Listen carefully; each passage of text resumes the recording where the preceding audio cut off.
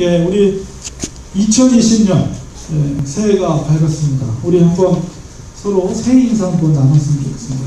2차 더 서로 새해 복 많이 받으세요. 새해 복 많이 받으십시오. 이렇게 새해 처음이라는 것은 항상 우리가 기분을 좋게 하죠. 그리고 설레이게 합니다. 첫 만남, 처음이라는 것이. 그러면서도 우리가 항상 이 처음의 시기가 되면 우리가 처음 가졌던 마음, 이런 것들을 생각을 하게 됩니다.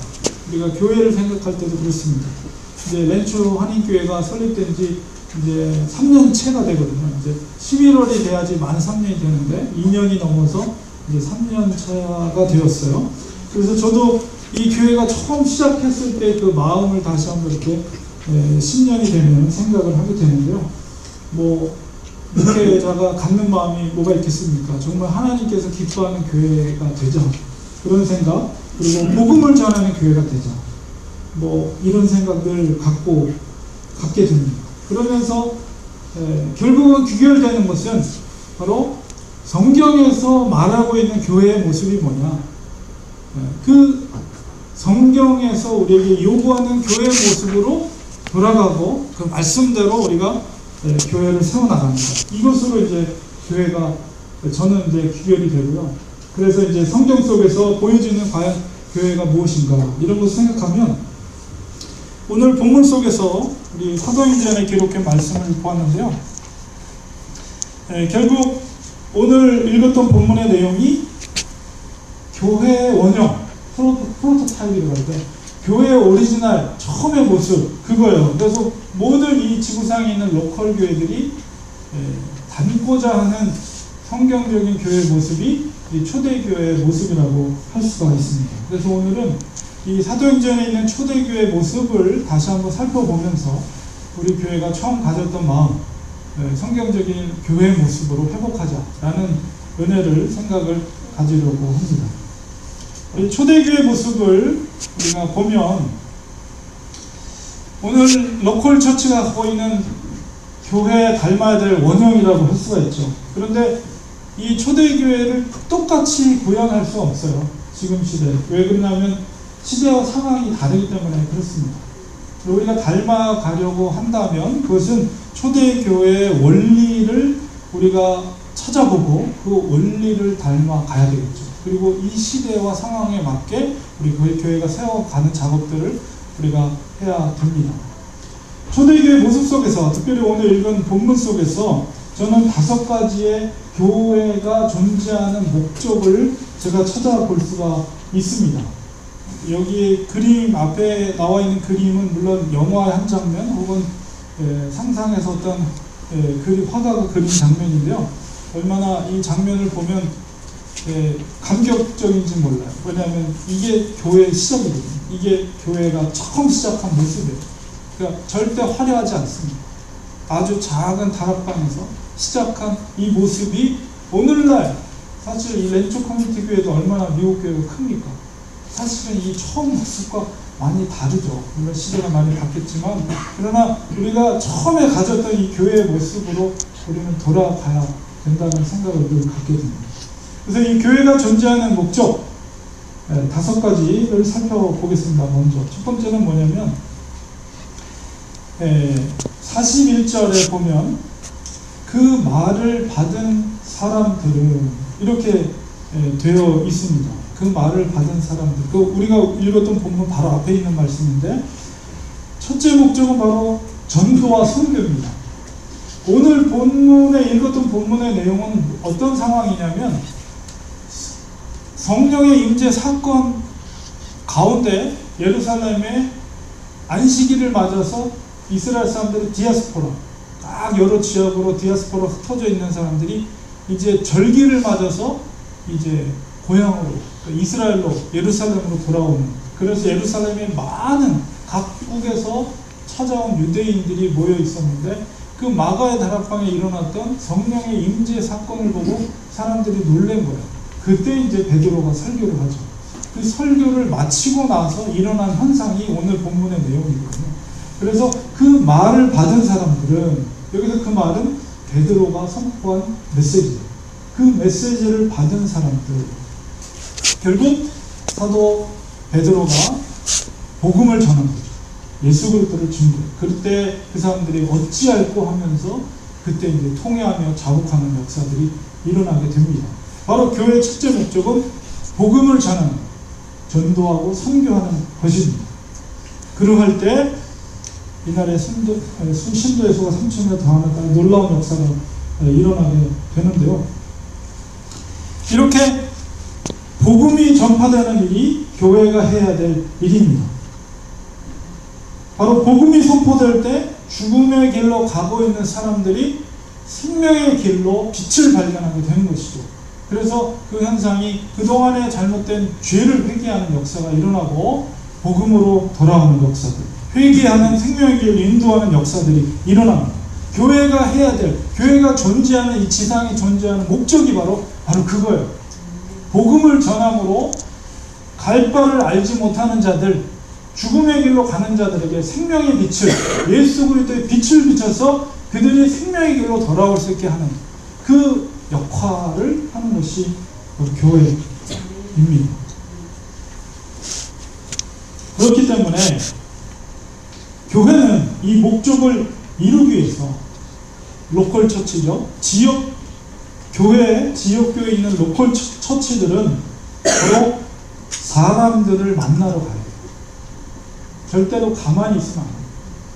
도시에 있는 사람들을 만나러 가야 돼요. 우리 초대교회를 보면 절대 가만히 있지 않았어요. 곳곳을 돌아다니면서 제자들이 사람들을 만나러 다녔고, 만나는 자들에게 이 복음을 전했습니다. 교회는 가만히 머물러 있어서는 안 돼요. 세상을 향해 나가야 돼요. 그리고 사람들을 만나야 돼요. 그리고 만나는 자들에게 복음을 전해야 돼요. 이것이 교회가 존재하는 목적입니다. 그렇기 때문에 우리가 로컬에 있는 이 우리 교회도 바로 지역에 있는 사람들을 만나러 다닙니다. 그리고 만나고 그들에게 복음을 전해요. 받고 안 받고는 우리가 문제가 아니라 그 사람들 문제. 우리는 그들을 만나는 일을 해야 되고, 또한 복음을 전할 기회를 만들어서 복음을 전해야 됩니다. 이게 교회가 해야 됩니다. 교회가 존재하는 목적. 그 일을 하지 않으면 교회가 존재할 이유가 없는 거예요. 두 번째는, 교회의 두 번째 목적은 교제함입니다. 42절에 보면 서로 교제하고 떡을 떼며, 그리고 44절에도 보면 믿는 사람이 다 함께 있어, 이런 내용이 있습니다. 펠로우십이죠. 펠로우십. 이 말씀은 이 땅에서 우리 크리스찬들이 어디에 소속을 둬야 되는가, 이것을 말하고 있어요. 하나님의 사람들과 함께 교회를 통해서 살아가야 한다는 것이 성경이 말하는 거예요. 교회가 존재하는 목적은 바로 그런 공동체를 이루고 성도들과의 관계 속에서 살아가야지 그리스도인은 건강한 믿음 생활을 할 수가 있는 것입니다. 성도 안에서의 교제를 위한 교회의 책무는 뭐냐? 바로 서로를 인커리지 해주는 거예요. 서로를 격려해주고 믿음의 길로 갈 수 있도록. 그리고 그렇기 때문에 교회 공동체 안에서는 상대방을 존중해줘야 됩니다. 그리고 연약한 성도들을 절대 무시해서는 안 돼요. 항상 겸손한 태도로 인간관계를 가져야만이 이 펠로우십이 이루어질 수가 있는 거예요. 이것이 바로 교회가 존재하는 두 번째 목적입니다. 세 번째는 42절에 역시 그들이 사도의 가르침을 받았다, 이렇게 기록되어 있습니다. 세 번째 목적은 바로 성숙한 제자로 훈련이 돼요. 그러니까 하나님의 은혜로 그리스도인이 됐어요. 회개하여 주님의 길로 돌아왔어요. 그 다음에 그들은 사도의 가르침을 받아서 성숙한 그리스도인, 성숙한 제자로서 훈련을 할 수 있는 역할을 바로 교회가 했다는 것이죠. 사도의 가르침을 받았다는 것은 바로 예수님과 늘 함께 했어요. 3년 동안 동행하면서 예수님이 하셨던 말씀과 행했던 어떤 그런 사역들, 그런 현장 속에 사도들은 같이 있었죠. 그리고 때로는 예수님께서 불도시를 짝지어서 도시, 마을로 이렇게 파송도 했어요. 그래서 그런 훈련을 통해서 진정한 성숙한 제자로 준비가 된 거죠. 그렇기 때문에 예수님을 통해서 그런 가르침을 받은 성숙한 사도들이 또한 새로운 성도들이 된 사람들을 바로 하나님의 주님의 가르침으로 그들을 다시 말씀을 가르치고 사역을 같이 하면서 성숙한 제자로 훈련이 됩니다. 바로 교회가 존재하는 목적은 바로 이것입니다. 성숙한 그리스도인으로 자라나게 하는 역할. 쉽게 말해서 우리가 뭐 제자훈련이라고 하는데요. 너무 우리가 제자훈련 하면은 사랑의 교회에서 시작했던 1년 동안의 제자훈련을 받으면 제자훈련이 끝났다라고 말하는 건 그거는 지나치는 거고요. 우리는 늘 계속해서 성숙해지는 과정을 거치는 것입니다. 하나님의 말씀과 사역의 훈련이라든가 그런 것을 통해서 바로 교회가 존재하는 목적은 바로 그것입니다. 네 번째는 교회 목적, 네 번째 목적은 45절에 보면 각 사람의 필요를 따라서 나눠주었다 이렇게 기록이 되어 있어요. 이건 뭐냐면 나눠주는 행위, 이것은 섬김입니다. 교회가 존재하는 목적은 봉사와 사역을 위해 교회는 존재합니다. 항상 날마다 46절에 보면 날마다 또 같이 하여서 성전에 모이기를 힘썼다 이런 말씀도 있어요. 그래서 그들이 모여서 서로 봉사하고 섬기는 일들을 그들이 했습니다. 특별히 초대교회, 초대교회뿐만 아니라 어떤 시대 상황이건 간에 빈부격차가 존재하고요. 신분의 차이가 존재합니다. 그런데 이 초대교회 성도들은 그런 부와 지위의 어떤 차이들을 그리스도인이라는 이름으로 극복했어요. 자기의 소유를 팔아서 가난한 이웃에게 나눠주고 또 서로를 존중해주고 서로를 섬기는 그런 성숙한 모습을 보였고요. 교회는 사회에 그렇기 때문에 사회 조직의 원리를 능가하는 그런 섬김이 있어야 됩니다. 성숙한 제자로 세워진 그리스도인들은 각각의 기능에 따라서 성도를 위해 섬기는 일들을 하게 되죠. 제자훈련이 바로 그리스도인의 삶의 원리라고 한다면 바로 이 봉사 섬김이라는 것은 삶의 펑션, 기능이라고 할 수가 있습니다. 그래서 1차적으로는 교회가 봉사의 개념, 교회 내에서의 봉사의 개념을 말할 수 있지만 이거 조금 더 사회적으로 확대하면 우리 각자가 갖고 있는 직업을 통해서 세상에서 섬기고 봉사하는 것입니다. 그래서 영어 단어에도 vocation이라는 것이 직업이라는 것인데 이게 이제 보컬, 하나님으로부터의 콜링, 소명의식이 있는 거죠. 그래서 직업을 통해서도 우리가 세상을 섬기는 역할을 하는 것이죠. 교회가 존재하는 네 번째 목적이 바로 이런 봉사와 사역과 섬김이라고 말할 수가 있습니다. 마지막으로 다섯 번째 교회의 목적은 바로 예배입니다. 42절에 오로지 기도하기를 힘쓰니라 46절에도 날마다 마음을 같이하여 성전에 모이기를 힘쓰고 47절에도 하나님을 찬미하였다. 이런 구절 속에서 그들은 초대교회 성도들은 날마다 마음을 같이해서 성전에 모이기를 힘썼고 기도하며 하나님을 찬미했습니다. 복음을 통한 구원에 대한 감사로서 하나님을 찬양하며 그들이 하나님께 예배를 드렸습니다. 바로 예배라는 것은 그리스도인들에게 능력이 됩니다. 세상에 살아갈 수 있는 능력을 예배를 통해서 우리가 공부받는 것입니다. 세상에서 살아가다가도 모여서 예배 드릴 때 우리가 믿음의 어떤 신앙의 자극을 받게 돼요.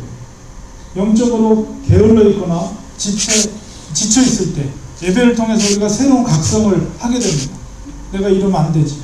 다시 하나님의 말씀으로 회복돼야지. 예배를 통해서 그러면서 영적인 그런 각성을 하게 되죠. 예배는 1차적으로 하나님을 높이는 행위이지만 또한 하나님으로부터 우리가 은혜를 받는 시간입니다. 그래서 이 초대교회 성도들은 날마다 하나님의 은혜를 사모하며 성전에 모이기를 힘썼고 하늘로부터 부어주시는 그 신령한 그런 은혜를 통해서 그들이 삶의 능력을 갖게 되었던 것이죠. 그래서 우리가 이렇게 예배를 드릴 때 하나님은 은혜를 부어주시고 세상에서 믿음으로 싸워 나갈 수 있는 그런 힘을 우리에게 공급해 주십니다. 그래서 성도들, 초대교회 성도들은 모이기를 힘썼고 은혜를 사모하며 그렇게 힘써서 기도하며 하나님을 찬미했던 것입니다. 우리가 교회가 존재하는 초대교회의 모습을 통해서 5가지의 목적을 우리가 살펴보았습니다. 저는 이 말씀을 보면서 교회는 물론 교회마다 약간씩 독특함이 있지만은 이 5가지가 균형 있게 그 역할들을 해 나가는 것이 중요하다고 봅니다. 그러면서도 우리가 이 분명한 교회의 존재 목적을 우리가 인식하고 그리고 또한 생각할 때 교회가 어떻게 부흥할 것인가 라고 생각하면 교회가 건강하면 자라게 돼 있어요. 자라나게 돼 있어요.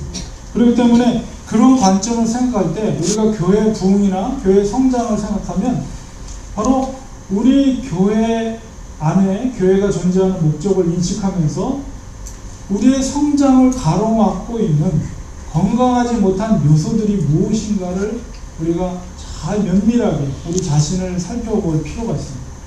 그런 요소들을 제거할 때 교회는 건강하면 자라나게 되어 있기 때문에 그 요소들을 제거할 때 성장할 수가 있어요.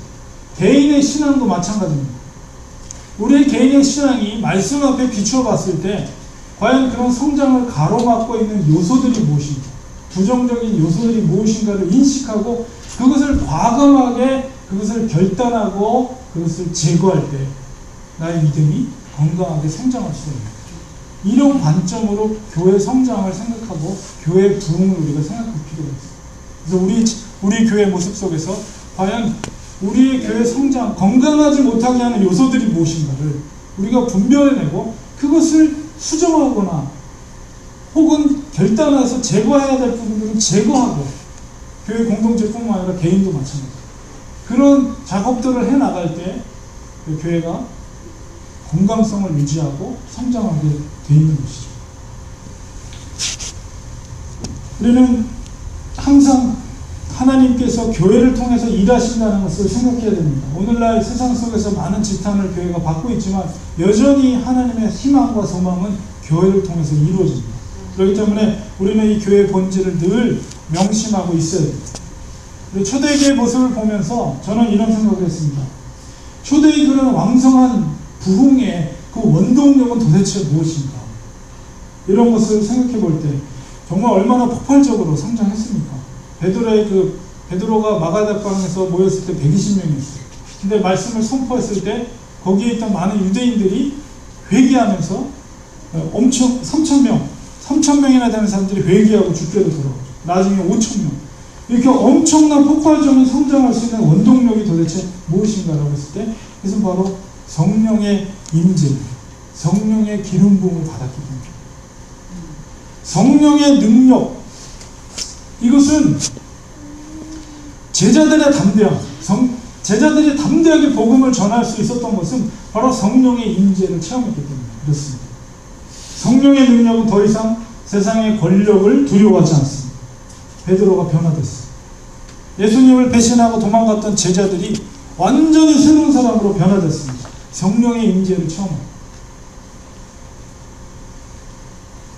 그 성령님께서 베드로에 선포되는 말씀 가운데 기름 붓듯이 부어질 때 그 말씀은 능력이 돼서 3,000명이나 회개하는 역사들이 일어났습니다. 변화된 그리스도인들은 성령이 또한 충만했습니다.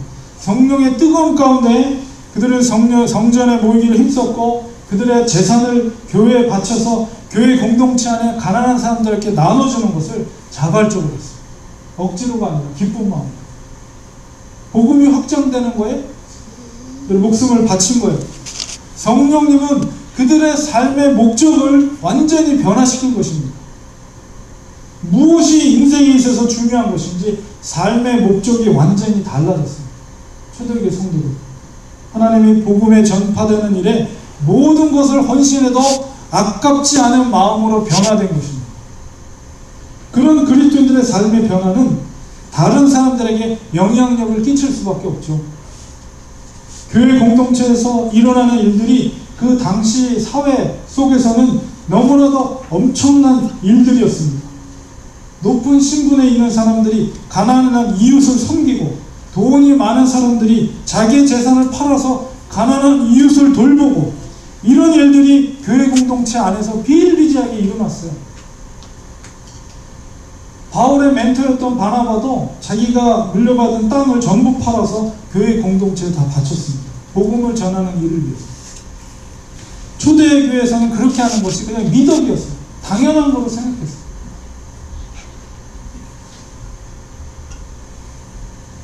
세상과는 전혀 다른 삶의 원리로 그리스도인들이 살았다는 거예요. 초대교회 성도들. 종들이 신분이 높은 사람들에 의해서 섬김을 받는 일이 일어났어요. 2000년 전에 그런 일들이 교회 공동체 안에서 일어났다는 거예요. 초대교회 성도들이 그렇게 할 수 있었던 것은 바로 성령 충만함으로 하나님의 은혜에 감격해서 자발적으로 그들이 그렇게 한 행동들이었어요. 교회가 이런 하나님의 은혜가 충만하고 성령님의 일하심이 있는 곳에서는 어느 시대건 어떤 장소건 이와 같은 현상들이 교회 공동체 안에서 일어납니다. 그 속에서 치유를 경험하게 돼요. 가정이 치유돼요. 자녀들이 회복됩니다. 병든 자들이 회복이 됩니다. 기쁨과 희락이 넘칩니다. 그러니 교회 나오기 힘쓰고 교회 나오는 것을 너무 기뻐하고 전혀 기도에 힘쓰는 거예요. 그런 기쁨이 있으니까, 그런 회복이 있으니까, 그런 변화들이 일어나니까. 이것이 진정한 부흥의 모습입니다.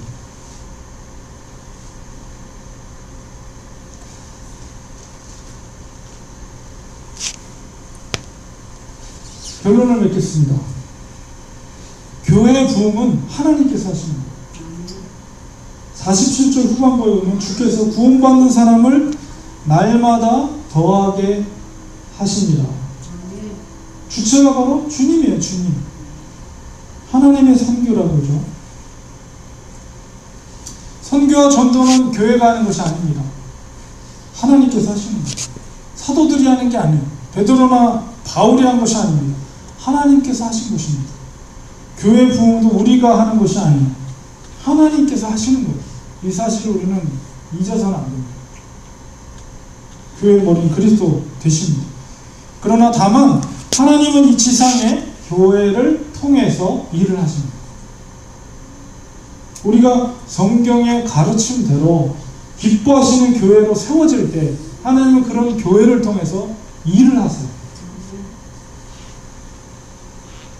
그런 교회를 통해서 하나님의 선교가 이루어집니다.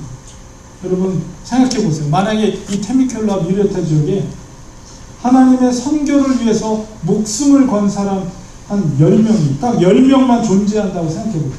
어떤 일이 이 도시에서 발생할까? 자기의 삶의 모든 것을 걸고 이 지역의 복음화를 위해서 자기의 모든 것을 바치며 사는 사람이 딱 10명만 존재한다고 생각해 보세요. 아마 이 도시는 발칵 뒤집힐 겁니다. 엄청난 일들이 일어날 겁니다. 여러분, 베드로처럼 바다 위를 걷기 위해서는 과감하게 배를 박차고 바다로 뛰어드는 결단과 용기가 있어야 됩니다. 홈리스 보고 어려운 이웃을 보고 아무리 100번 머릿속에서 아유 불쌍해라, 아이고 집도 없이 춥게 자고 있네, 성탄절에 비 왔잖아, 그날도 버스 정류장에서 흑인 여인 여자 모니카라는 분이 자고 있대요. 제가 가서 가장 귀한 선물을 그에게 주고 블레스 해줬습니다. 한 100번 아무리 머릿속에 측은한 마음을 갖는 것보다도 딱 한 번 그들에게 빵과 음료수를 건네주는 게 그게 나은 것이에요. 그런 용기와 결단이 필요합니다. 하나님께서 아무리 큰 은혜를 부어주어도 내가 믿음으로 움직이지 않으면 그 은혜는 밑빠진 독에 물을 붓는 거나 마찬가지입니다. 히브리서 13장 16절에 오직 선을 행함과 서로 나누어 주기를 잊지 마라. 하나님의 이 같은 제사를 기뻐하십니다. 야고보서 4장 17절에 사람이 선을 행할 줄 알고도 행하지 아니하면 죄니라. 하나님 믿음으로 결단하고 순종하는 교회를 통해서 교회의 부흥을 이루십니다. 덥지도 차지도 않은 교회는 결국 쓰임받지도 못하고 책망만 받게 됩니다. 하나님을 위해서 무엇을 결단하시겠습니까? 믿음은 아는 것이 아니라 결단하고 행하는 것입니다. 아무리 성경을 통해 교회의 존재의 목적을 알아도 머리만 크고 냉랭한 가슴을 가지고 있다면 결코 그 교회는 하나님의 뜻을 이룰 수 없습니다. 여러분, 성령의 충만함을 사모하시기 바랍니다.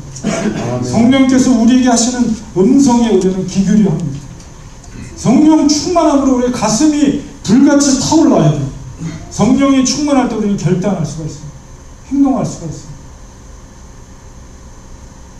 신앙의 성장을 가로막고 있는 걸림돌들을 과감하게 제거하시기 바랍니다.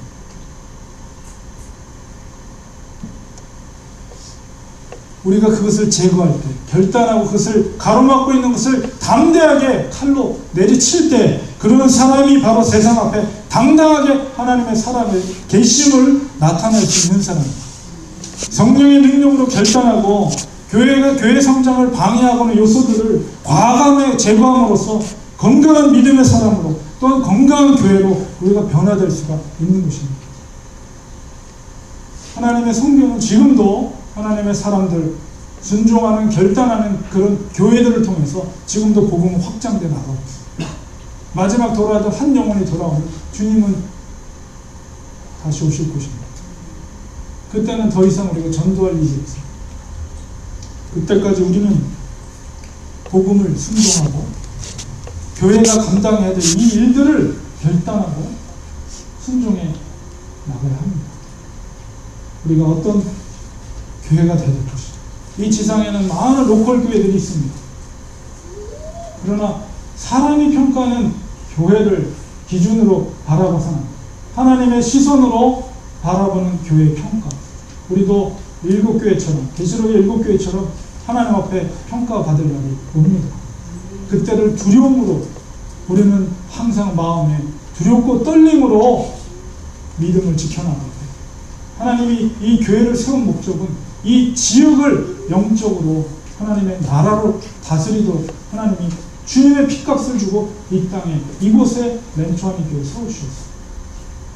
그건 아무리 세상 사람들이 보기에 보잘것없이 보일지 모르나 하나님의 독생자 그리스도의 핏값을 주고 생명을 주고 세우신 교회입니다. 이 교회를 통해서 하나님의 뜻이 이루어질 수 있도록 선을 행할 줄 알고도 하지 않으면 악이라고 했어요. 악한 자들이다. 하나님의 뜻을 이룰 수 있는 선한 자들, 능력 있는 제자들이 되기를 주님의 이름으로 축원합니다. 이 시간에 같이 기도하기 원합니다. 1, 2분 동안 우리 통성으로 기도할 때, 하나님, 주님께서 이곳에 교회를 세우셨습니다. 하나님의 뜻이 이 교회를 통해서 이루어지게 하시고, 이 도시가, 이 지역이 정말 하나님의 교회를 통해서, 렌초하는 교회를 통해서 돌아갈 자들이 돌아오는 놀라운 역사들이 이루어질 수 있도록 우리가 결단하고, 우리의 신앙을 가로막고 있는 잘못된 습관들, 생활의 습관들 다 과감하게 칼로 내리쳐 베어버리게 하시고, 하나님 앞에 온전히 순종할 수 있는, 실천할 수 있는 믿음의 사람들 되게 하소서.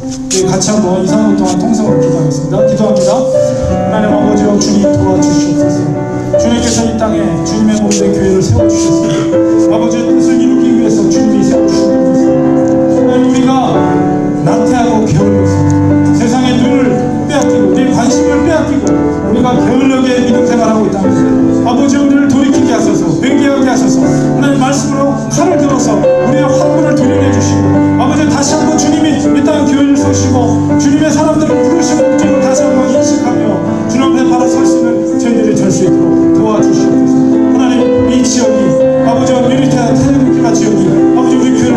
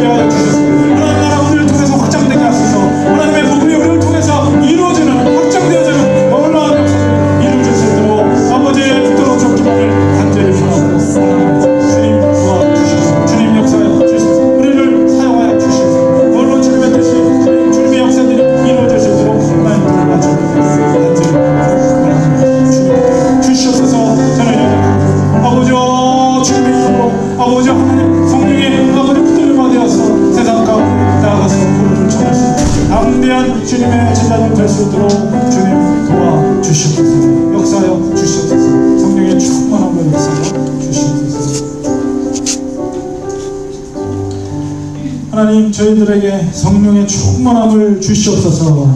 전도할 때 성령의 능력으로 전도하게 하여 주시옵소서.